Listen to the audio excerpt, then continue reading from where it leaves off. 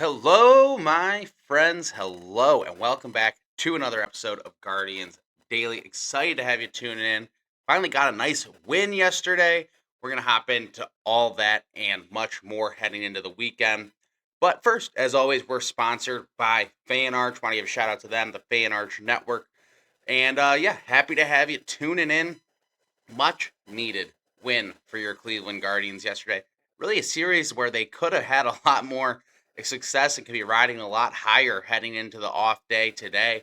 But we can't complain. A win is a win is a win. And they got one yesterday. Tanner Bybee on the mound for the Guards. He's been much better of late, like we said.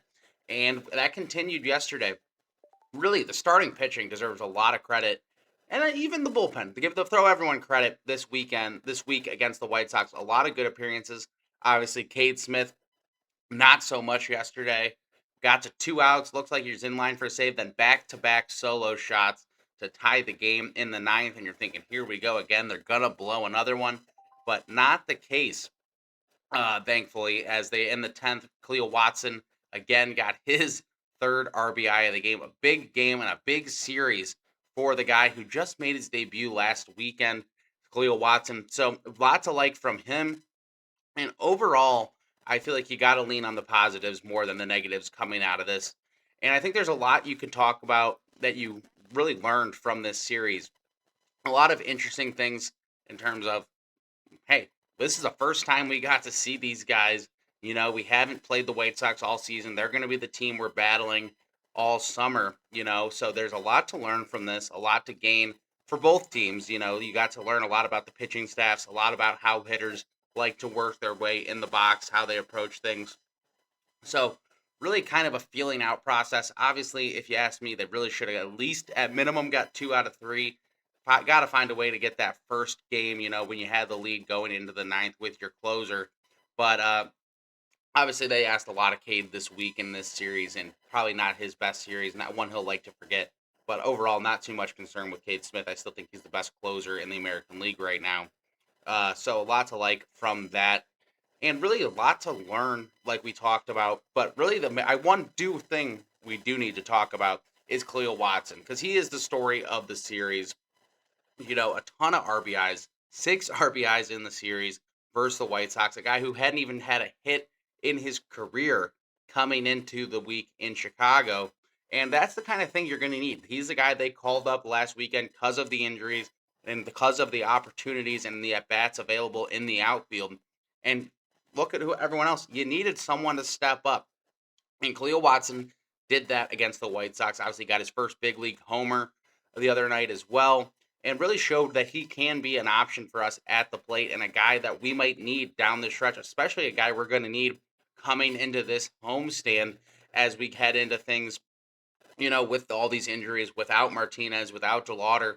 There's plenty of at bats available right now, which might not be the case in a month from now or two. So, a really important time in his young career to try and take advantage of things. You know, that's the whole point. Hey, that's baseball. Someone goes down, it's next man up. We're gonna bring a guy up from AAA that we've kind of been wanting to see get some at bats anyway. That we've kind of been excited about. This dates all the way back to the Josh Bell trade a couple years ago, which that was such a move where that team was selling. That's when they sold. Who was the shortstop? Hernandez. No, yeah, exactly. When they gave everyone up, they were kind of selling at the deadline, and it was a team that really gave up. You know, trying to think. Yes, it was Cesar Hernandez, the second baseman. They gave her to him. They got rid of Josh Bell. That was when they were selling at the deadline. And they sold Josh Bell after that was kind of their big signing of the offseason to become their new power bat, new first baseman. And it was a hometown guy. There was a lot of excitement about that signing. And then they just dumped him at the deadline. And you think, what do we get him? They just got a guy from the Marlins who's years away at the time, but he was a first round pick. So why are the Marlins giving up on him all of a sudden? And he had some issues in their system in AAA. But since he got into this Cleveland system, he's hit at every level on his way up. He's also been a very good outfielder. He's very smooth out there, converted from shortstop and from middle infielder to the outfield. And I think that's his natural fit for going forward. And I think they really liked what they've seen there. Obviously, he's got good speed. He's got good athleticism. We've seen him try and take a couple bases. Hasn't been as successful as we'd like, but the fact he's trying shows you what they think about him as a base runner. And then you see the work at the plate. You see what he can do. And a couple ones yesterday, just doing the right thing, taking the ball the opposite way, especially the way the White Sox were fielding and shading him with the shortstop. There was a gap there with the base runners on and things like that. He found the hole and found a way to drive in three yesterday after already doing that a couple times in the series. So a really nice series for him, a nice taking advantage of the opportunity and showing flashes and reasons that they need to keep him around in this lineup, especially with all these guys out. So really excited about Cleo Watson. I think he's a guy that's just a good fit right now for what they need. They need guys who are young, going to be excited and hungry to play. It's kind of the antithesis of what you're seeing from guys like Gabriel Arias, where there's really no motor. And did you notice Stephen Vogt these last 2 days after that performance from Arias on Monday said, "Nope, you're done. No more Arias in the series," which was very exciting and very refreshing to see. Vogt, who obviously I think does a really good job with the players, but sometimes is too not player friendly, but not maybe a little bit lenient and kind of let some of this stuff fly. Didn't let it go this week with Arias. I like that they weren't rewarding him by putting him back in the lineup based on the effort. Hey, you strike out 5 times and you're working and you're doing your things. It happens. You're a cold hitter. That happens. But it really did seem like a low energy, low effort game on Monday from Gabriel Arias, and one that I think there was a response needed from your manager.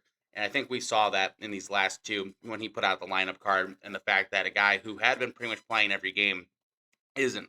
And they can also, hey, if you ask him about it, I'm sure he'll say it's more about his hamstring, more about getting him some rest, coming back to the injured list. But I think it has more to do with the effort and things, if you ask me. So I like to see a little bit of that from Stephen Vogt and guys like Khalil Watson stepping up, given their opportunities. So what did we really learn from this series? Is kind of what we want to talk about. This is your first time all year, which is hard to believe considering it's almost the end of June, heading into July, but you hadn't played your division foe all year. You're going to be playing them a lot over this next month or so. So get ready. You're going to have to learn White Sox pitching, going to have to learn what their hitters like. And I think we got a really good sense of the fact that there's not too big of a gap one way or the other. And I think realistically, if we want to be optimistic here, hey, we didn't have Jose Ramirez, and we may, hey, but also you got to address the fact we're not going to have Jose, we're not going to have DeLauder, we're not going to have Martinez probably for these next couple matchups as well. But if you look at it from a perspective of we didn't have any of these guys, our offense is scuttling, you're missing all those key players, and you're still losing. You lost 2 of these games in flukish one-run ways, and then look at the other one, and you actually do win last night. Well, actually, it did end up being last night with all the rain delays. And you look at everything, the fact it's this tight is a testament to your starting pitching and the fact that your team's going to find a way to grind and beat in games regardless of the deficiencies at the plate. And there's plenty of them because there's plenty of holes in this lineup and plenty of bats that you really just aren't scared of. But also, you look at the White Sox, a lot of those guys, big home run numbers, but also a lot of big strikeout numbers. And against Guardians pitching, it's kind of that all or nothing approach. You're going to give up a couple long balls, but if you can do a good job avoiding the walks, not letting free runners on base, you give up some solo shots here and there. With as good as your pitching's been and as much as the other guys aren't going to really hurt you, you're going to stay in these games. And you saw that pretty much all series with Messick. You gave up a one solo shot that ended up being what did him in, but you lose a game 2-1 like that when you really had plenty of opportunities. Those are going to go your way more times than not if you continue to do a good job at the plate, like we saw yesterday, and working through things. Obviously, you got to get some of these guys healthy. Be great if you can see maybe DeLauder. They think he seems to be the one closest to a return once that IL injury experience goes through. Obviously, Martinez, they still think's a ways away, and obviously Jose with the hand, just not really much you can do to speed up that recovery. And DeLauder seems like one, obviously, with the fact that it is broken ribs and things of that nature. He could try and go through it, could come back in a DH role, playing very limited in the outfield, finding ways to mix him in. I don't know if that's for the betterment of him or for the team. I think that's something they're all going to work through. Obviously, a guy who's had injury concerns his whole career since he's been in Cleveland. So not really the guy you want to be. Really, well, he's hurt, but we're trying to find ways. So and that'll be interesting.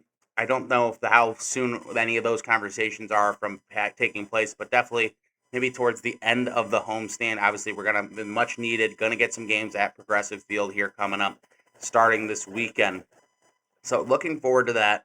But I think the main takeaway for me, like I said already, is the fact you were so close in all these games. This is going to be a tight games when you play the White Sox. I think you learned a lot about what their hitters and what their at bats are going to look like when you're facing them. And also, you learned this is not the same White Sox team. I mean, that we've seen over the last 4 years, 5 years, whatever you want to call it. It's a different team. They play with a different energy. I want to give a ton of credit to that White Sox crowd.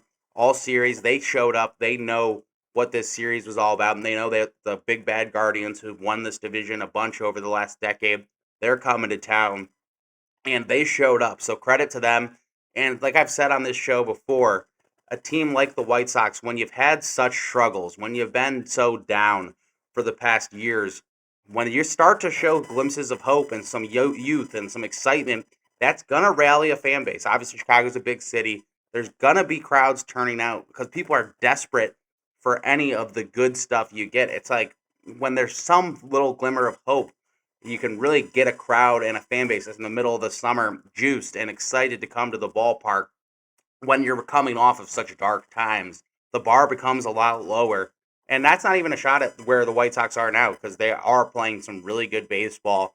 But you look at them across compared to some of the top teams in the league, they're right up there. I don't think they have the starting pitching to match up to some of the other teams. I think that is going to be, do they make a move at the deadline, White Sox wise?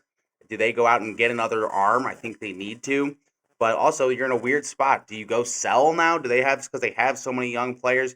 Going to be really interesting to see what the White Sox deadline and heading into the All Star break, if there's any moves made from them, whether they try and go over the hump or anything of that nature, because I think there is a lot to be excited about in that White Sox lineup. So obviously, we'll see them again very soon. We'll see them in the next 10 days. So they get it ready for another White Sox. We'll get right back into White Sox guards division playing for the top. Hopefully, we're still right in that mix when we get to play them next. But it starts with an off day, much needed day off, day of recovery.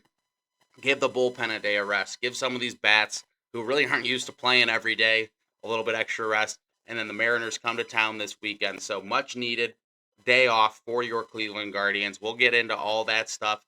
Get into the weekend. Get into what we have on this homestand tomorrow on Guardians Daily. But I appreciate you tuning in. If you want to comment, you want to like, you want to subscribe, you want to do any of that below, Fan Arch, me, we all appreciate it. It doesn't hurt.